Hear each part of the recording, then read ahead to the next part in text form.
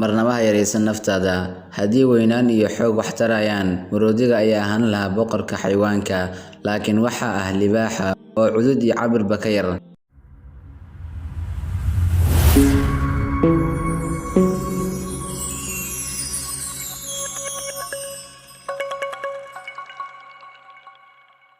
guusha dadka kale ma aha adiga guuldaradaada ama fashilkaaga. Marnaba ha ka xumaan qof kale guul uu gaaray. Isdiyaarin, dadaal badan, doonid joogto ah, dulqaad iyo duco ayaa ah inta badan sababaha guusha. Had iyo jeer ku ducayso inaad hesho indho ku arka. Dadka waxa ugu wanaagsan qalbi caafiya waxa ugu xun ee lagu sameeyo, maskax hilmaamta wax kasta oo xun, iyo ruux aan marnaba lumin rumaynta iyo iimaanka Rabbigiis. Noloshu waa sida Facebook oo kale. Dadku waxay siinayaan dhibaatadaada like iyo comment, laakiin qofna ma ku xalinayo, sababtoo ah qofkaas wuxuu ku mashquulsan yahay inay update gareyso tiisa.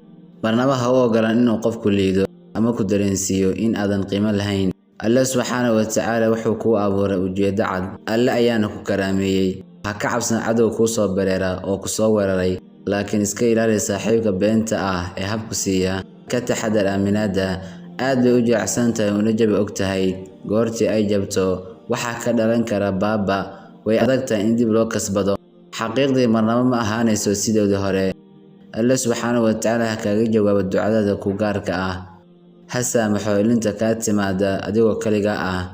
Ha baabiyo waxa aad ka cabsato ee sirta ku ah. Hana ku gaarsiiyo halka aad rabto in aad gaarto ee gudahaaga ka guuxaysa. Boqolaal waji oo qurux badan waxaa kaaga fiican hal qalbi oo daacad ah. Ha ka shalaayin inaad qof jeclaatay, qofkaasina uu meel cidla kaaga tagay. Ileen qofkaas wuxuu ku siiyey jaanis aad qof ku qalmo oo wanaagsan ku raadsato. Ha ka shalaayin haddii aad qof daacad u noqotay, xitaa haddii uusan u qalmin in daacad loo noqdo qofkaasi. Dadka qaar waxay moodaan doqonnimo inay ka tahay daacadnimada. Ha siinin wadnahaaga qof aan aqoon sida wax loo jeclaado. Raaligelintu waa sifo dhif ah oo laga helo kuwa daacadda ah oo keliya. Ha jeclaan qof aan jeclayn Ilaahay subxaanahu wa tacaala. Haddii ay ka fogaan karaan Ilaahay, adigana way ka fogaan doonaan.